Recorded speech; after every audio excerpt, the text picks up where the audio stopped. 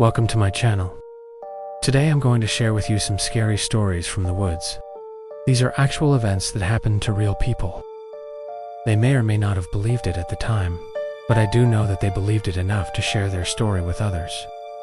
He was wearing different clothes than the day before, and I could see what looked like blood on his hands. After working for the National Park Service for several years, I became a park ranger in a popular state park. I worked closely with John, and despite his constant fears, I actually enjoyed my time under his management. We were close to becoming best friends, until one day he didn't show up for work. Apparently, he'd been fired because he refused to come back to the park. The new manager took over, and 2 weeks later, it was my turn to work the overnight shift. I was scheduled to come in at 3 p.m. and work until 7 a.m., which meant I'd be alone in the park after dark. As the sun went down, I listened to the crickets chirping outside. If there were predators around, they'd be making a lot of noise. So I felt safe. About 3 a.m., I heard a loud crash outside, and my heart skipped a beat. Thinking it was a bear, I grabbed my flashlight and went to investigate. Finding nothing, I headed back to the station shaking, but relieved it was probably just a branch. I turned off the radio and went to my office to wait out the rest of the night.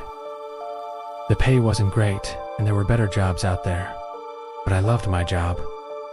Get out of there. It's coming for me. I tried to calm him down, but he kept yelling that something was outside the window, that it was attracted to the light.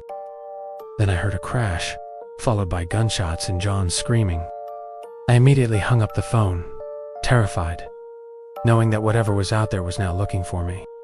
I ran outside, tripping over rocks, desperate to escape. As I ran, I could hear footsteps behind me. I didn't dare look back. I just kept running. Finally, I reached my car and slammed the door shut. Safe inside, I called the police and reported what had happened. But when they arrived, they found nothing. The park was officially closed the next day due to a controlled burn, and I was transferred to another park. My new boss told me the old manager had been fired, but that was due to budget cuts. At least that's what we tell people who ask.